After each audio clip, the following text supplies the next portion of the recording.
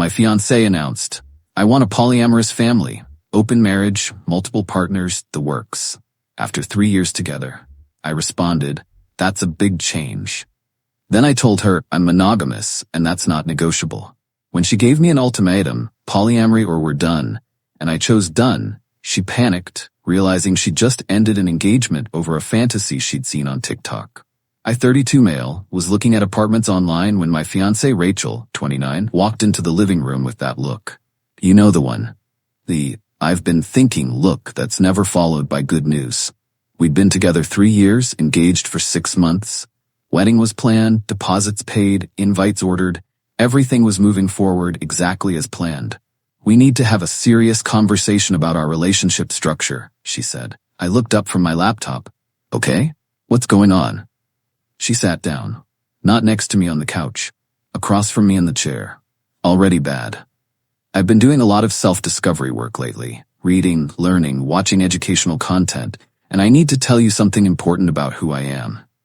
My stomach dropped. Those words never end well. I'm polyamorous. Dead silence. I could hear our upstairs neighbor walking around. "You want to open the relationship?" I asked. "It's not just opening it. I want us to practice ethical polyamory, multiple committed relationships that coexist. It's actually a really healthy and evolved way to love when you understand it properly." I put my laptop aside. This is coming out of nowhere for me. Where's this from? She immediately got defensive. It's not coming from anywhere. This is who I've always been. I just didn't have the framework to understand it before. "Rachel, we've been together 3 years, talking marriage. You've never once mentioned anything like this." Because society programs us to suppress these parts of ourselves. Monogamy is literally a patriarchal construct created to control women and limit human connection. I've been learning so much about kitchen table polyamory and relationship anarchy and— Hold on, I interrupted. This is a massive change, like fundamentally changing what our entire relationship is. It's not changing anything, it's expanding it. We'd still be together, still love each other. There'd just be more love. No one person can meet all your needs anyway. I felt this weird calm settle over me. That moment when your brain clicks into crisis mode. "You're right that one person can't meet every need," I said slowly. "That's what friends are for. Family. Community. But romantically, sexually, I'm monogamous. That's not something I'm willing to change." Her whole expression shifted. "You won't even consider it? That's pretty closed-minded." It's not closed-minded to know what I want in a relationship. I'm not monogamous by default. It's what I actively choose. But how do you know if you've never tried polyamory?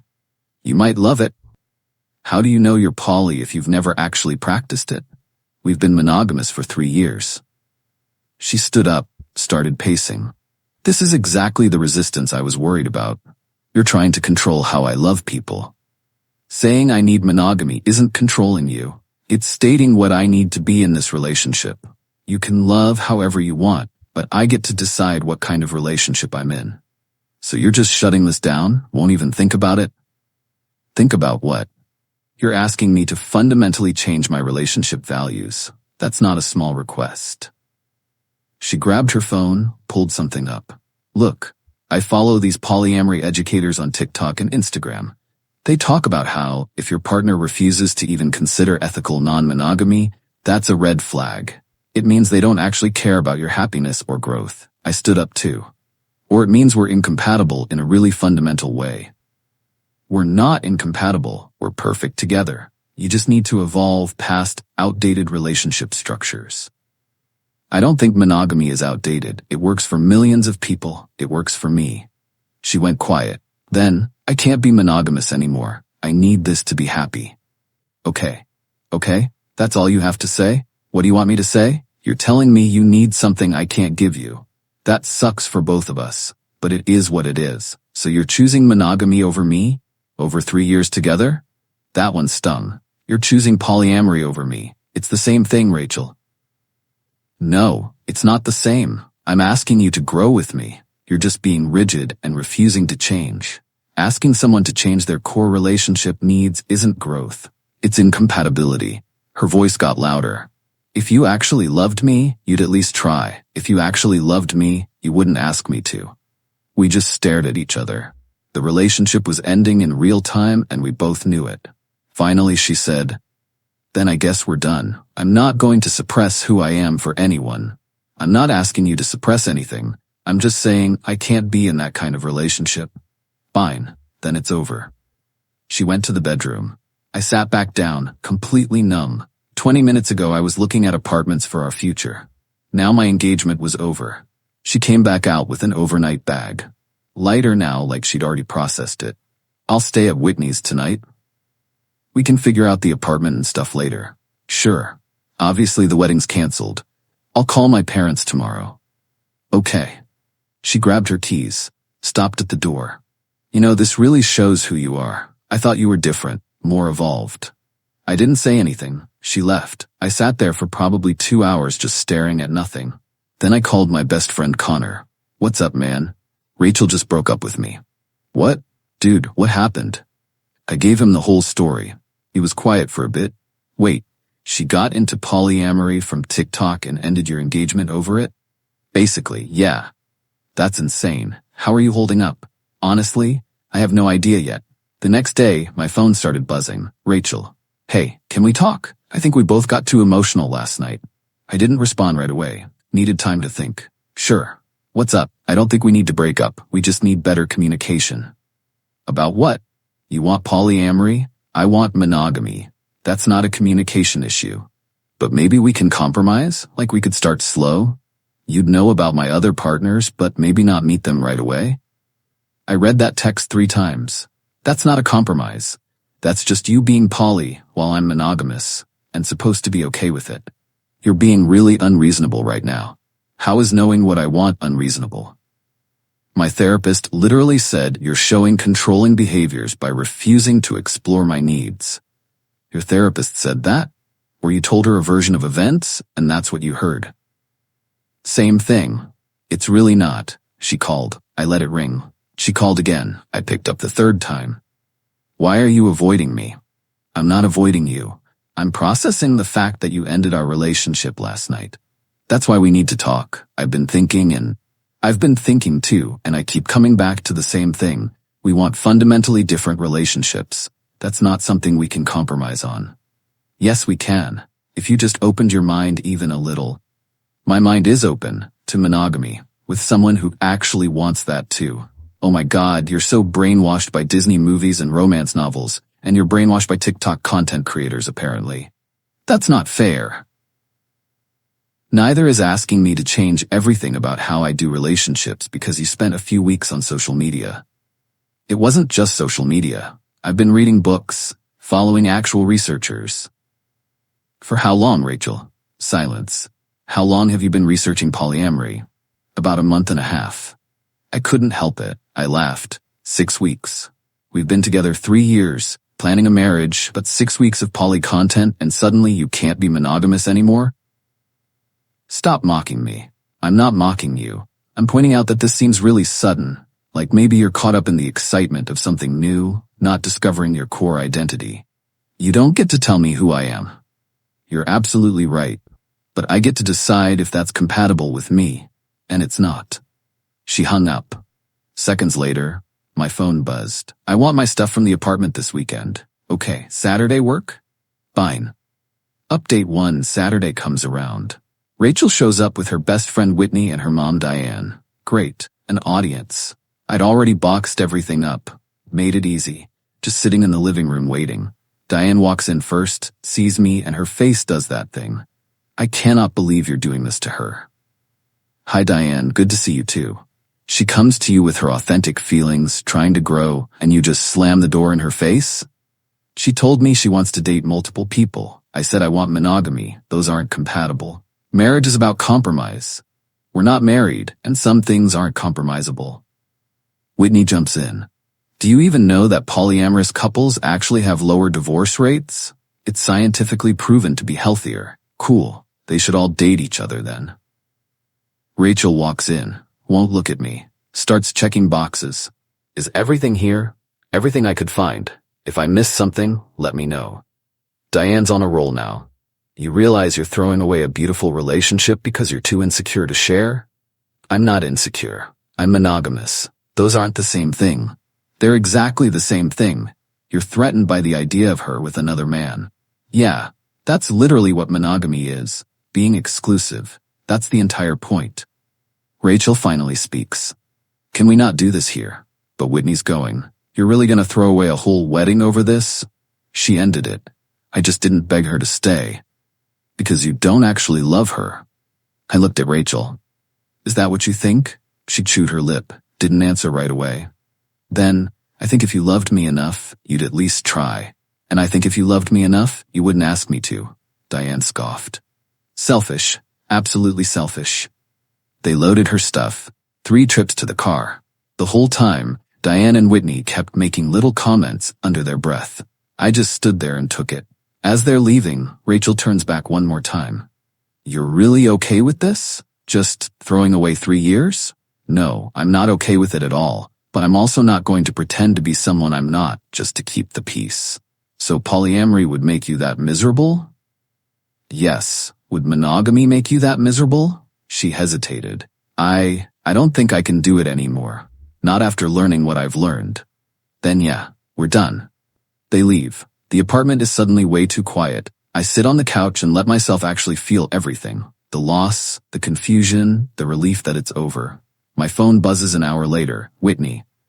You're going to regret this so bad. She's amazing and you're too stupid to see it. Blocked. Then Rachel. Just so you know, I already have 2 people who want to date me. Already. What am I supposed to do with that? Good luck with everything. That's IT? That's all you have to say? What do you want me to say? I want you to fight for us. By becoming someone I'm not, that's not fighting for us. That's erasing me. No response after that. Few days later, the vendors start calling. The wedding venue, the photographer, the caterer. All asking about cancellation, lost $3,000 to the venue, non-refundable deposit. We'd split it, so I'm out $1,500. Photographer won't refund either.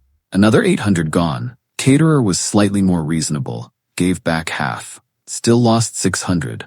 I text her, we need to split the money we're losing on wedding cancellations.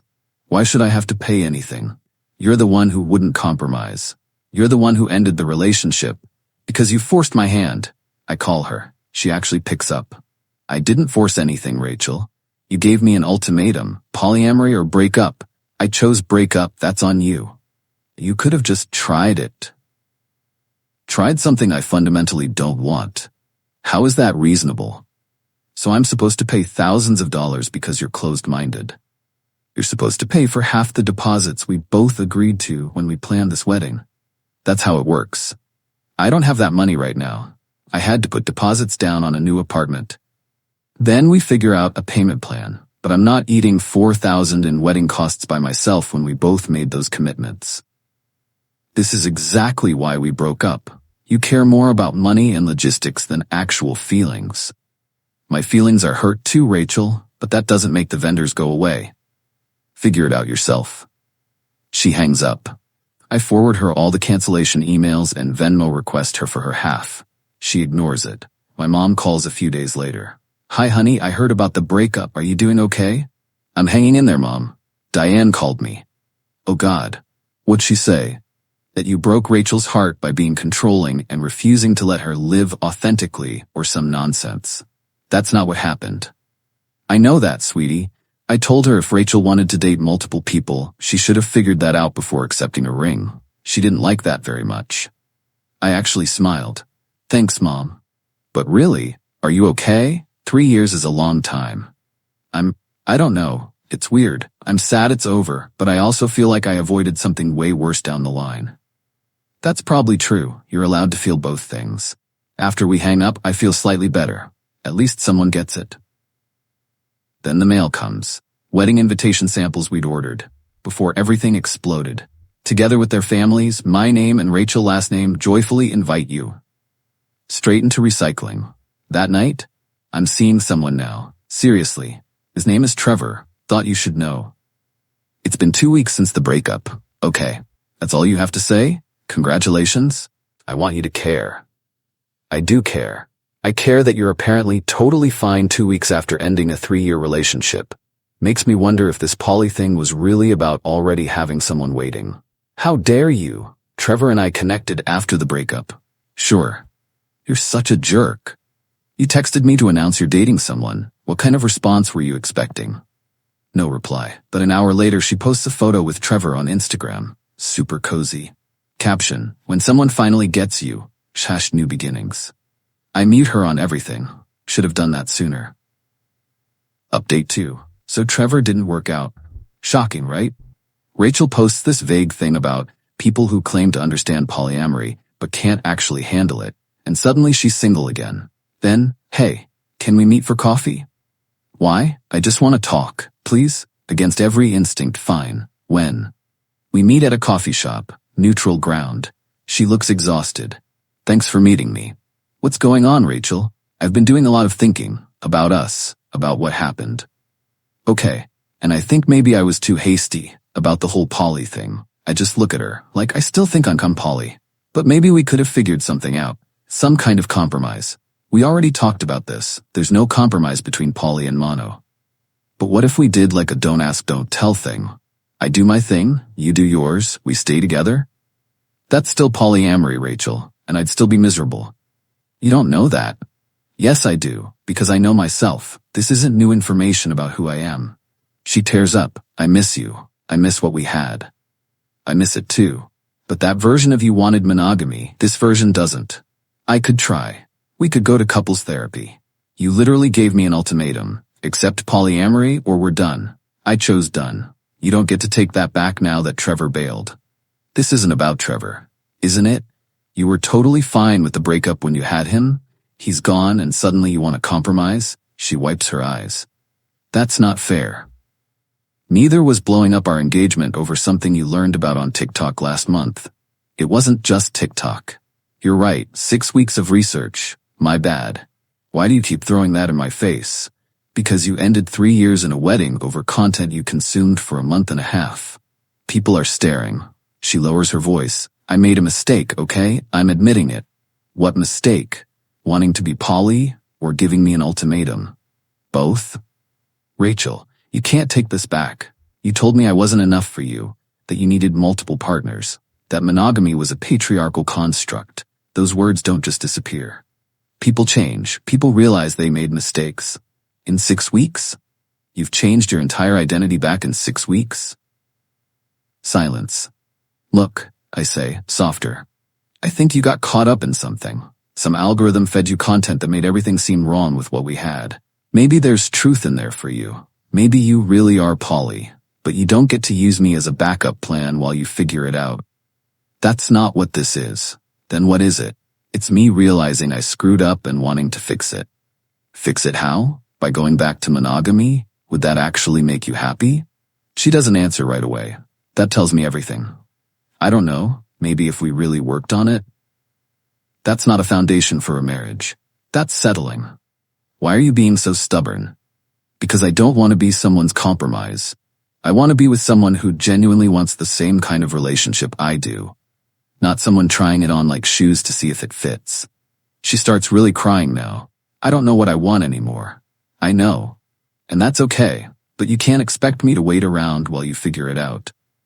So we're really done? Just like that? Yeah? We really are. She leaves. I stay and finish my coffee. It feels final this time. No more what-ifs. That night, her mom texts me. You made my daughter cry. I hope you're happy with yourself. I don't respond. About a week later, she sends this long email, all about how she's been processing everything and doing the work, and she's realized that monogamy could work if we really committed to communication and growth together. I rate it twice. Then respond.